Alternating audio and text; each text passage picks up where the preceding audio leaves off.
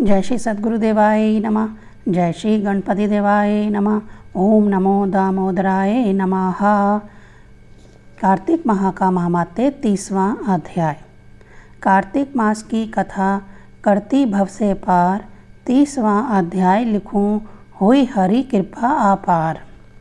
भगवान श्री कृष्ण सत्यभामा से बोले, हे प्रिय, नारद जी के वचन सुनकर महाराजा पृथु बहुत आश्चर्यचकित हुए। अंत में उन्होंने नारद जी का पूजन करके उनको विदा किया।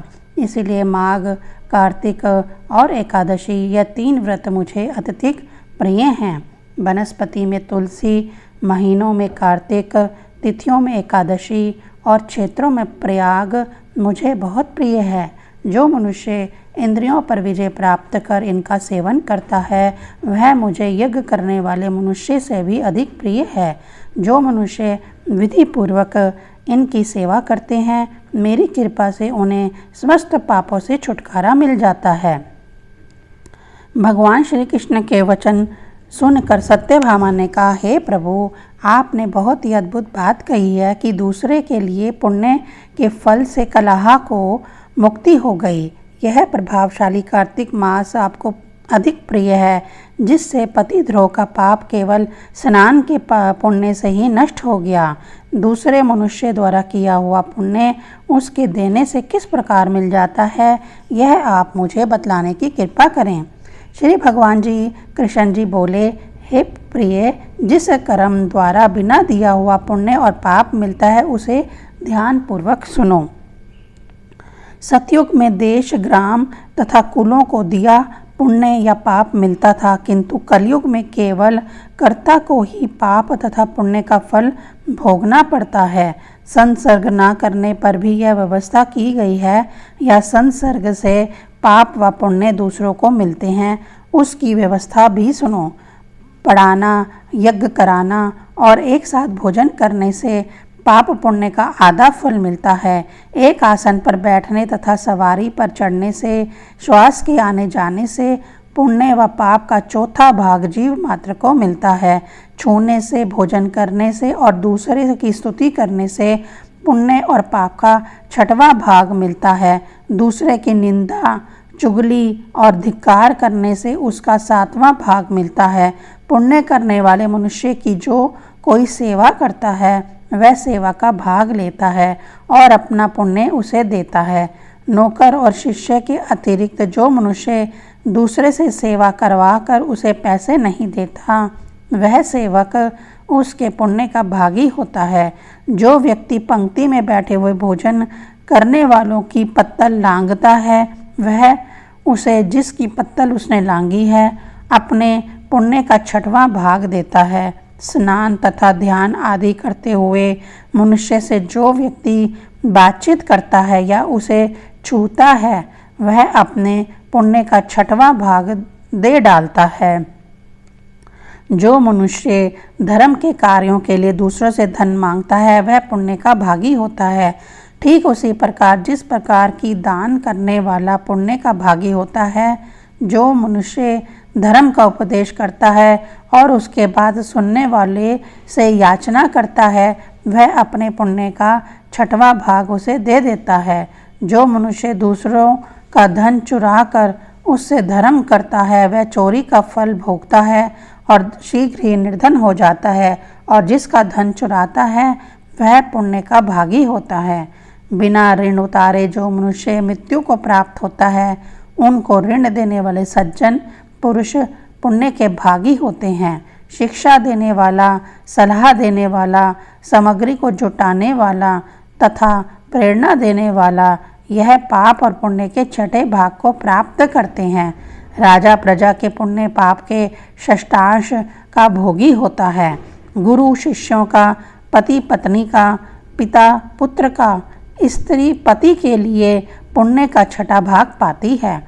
पति को प्रसन्न करने वाली आज्ञाकारी स्त्री पति के लिए पुण्य का आधा भाग ले लेती है। जो पुण्य आत्मा पराये लोगों को दान करते हैं, वह उनके पुण्य का 6ठा भाग प्राप्त करते हैं। जीविका देने वाला मनुष्य जीविका ग्रहण करने वाले मनुष्य के पुण्य के 6ठे भाग को प्राप्त करता है। इस प्रकार दूसरों के लिए पुण्य अथवा पाप बिना दिए भी दूसरों को मिल सकते हैं, किंतु यह नियम जो मैंने बतलाए हैं यह कलयुग में लागू नहीं होते। कलयुग में तो एकमात्र कर्ता को ही अपने पाप व पुण्य भोगने पड़ते हैं। इस संबंध में एक बहुत ही बड़ा पुराना इतिहास है जो कि पवित्र भी है और बुद्धि प्रदान करने वाला कहा जाता है। उसे ध्यान पूर्वक सुनो। 31वां अध्याय संपूर्ण। 31वां अध्याय। कार्तिक मास महात्म्य का यह 31वां अध्याय बतलाया भगवान ने प्रभु सिमरन का सरल उपाय। भगवान श्री कृष्ण ने कहा, पूर्व काल में उज्जैन में धनेश्वर नामक एक ब्राह्मण रहता था। वह रस, चमड़ा और कंबल आदि का व्यापार करता था। वह वेश्यागामी और मद्यपान आदि बुरे कर्मों में लिप्त रहता था। चूँकि वह दिन रात पाप में रत रहता था, इसीलिए वह व्यापार करने नगर नगर घूमता था। एक दिन वह क्रय विक्रय के कार्य से घूमता हुआ महिषपतिपुरी में जा पहुंचा, जो राजा महिष ने बसाई थी। वहाँ पाप नाशनी नर्मदा सदैव शोभा पाती है। उस नदी के किनारे कार्तिक का व्रत करने वाले बहुत से मनुष्य अनेक गांवों से स्नान करने के लिए आए हुए थे। धनेश्वर ने उन सबको देखा और अपना सामान बेचता हुआ वह भी 1 मास तक वहीं रहा। वह अपने माल को बेचता हुआ नर्मदा नदी के तट पर घूमता हुआ स्नान, जप और देवार्चन में लगे हुए ब्राह्मणों को देखता और वैष्णवों के मुख से भगवान विष्णु के नामों का कीर्तन सुनता था। वह वहाँ रहकर उनका स्पर्श करता रहा, उनसे बातचीत करता रहा। वह कार्तिक के व्रत की उद्यापन विधि तथा जागरण भी देखता रहा। उसने पूर्णिमा के व्रत को भी देखा कि व्रती ब्राह्मणों तथा गौओं को भोजन करा रहे हैं, उनको दक्षिणा आदि भी दे रहे हैं। उसने नित्य प्रति भगवान शंकर की प्रसन्नता के लिए होती दीपमाला भी देखी। त्रिपुर नामक राक्षस के 3 पुरों को भगवान शिव ने इसी तिथि को जलाया था, इसीलिए शिवजी के भक्त इस तिथि को दीप उत्सव मनाते हैं। जो मनुष्य मुझ में और शिवजी में भेद करता है उसकी समस्त क्रियाएं निष्फल हो जाती हैं। इस प्रकार नर्मदा तट पर रहते हुए जब उसको 1 माह व्यतीत हो गया तो एक दिन अचानक उसे किसी काले सांप ने डस लिया। इससे वहील होकर वह भूमि पर गिर पड़ा। उसकी यह दशा देखकर वहाँ के दयालु भक्तों ने उसे चारों ओर से घेर लिया और उसके मुंह पर तुलसी दल मिश्रित जल के छींटे देने लगे। जब उसके प्राण निकल गए तब यमदूतों ने आकर उसे बांध लिया और कोड़े बरसाते हुए उसे यमपुरी ले गए। उसे देखकर चित्रगुप्त ने यमराज से कहा, इसने बाल्यावस्था से लेकर आज तक केवल बुरे कार्य ही किए हैं। इसके जीवन में तो पुण्य का लेश मात्र भी दृष्टिगोचर नहीं होता। यदि मैं पूरे 1 वर्ष तक भी आपको सुनाता रहूं तो भी इसके पापों की सूची समाप्त नहीं होगी। यह महापापी है, इसीलिए इसको 1 कल्प तक घोर नरक में डालना चाहिए। चित्रगुप्त की बात सुनकर यमराज ने कुपित होकर कालनेमी के समान अपना भयंकर रूप दिखाते हुए अपने अनुचरों को आज्ञा देते हुए कहा, हे प्रेत सेनापतियों, इस दुष्ट को मुगंदरों से मारते हुए कुंभीपाक नरक में डाल दो। सेनापतियों ने मुगंदरों से उसका सिर फोड़ते हुए कुंभीपाक नरक में ले जाकर खोलते हुए तेल के कढ़ाई में डाल दिया। प्रेत सेनापतियों ने उसे जैसे ही तेल के कढ़ाई में डाला वैसे ही वहाँ का कुंड शीतल हो गया।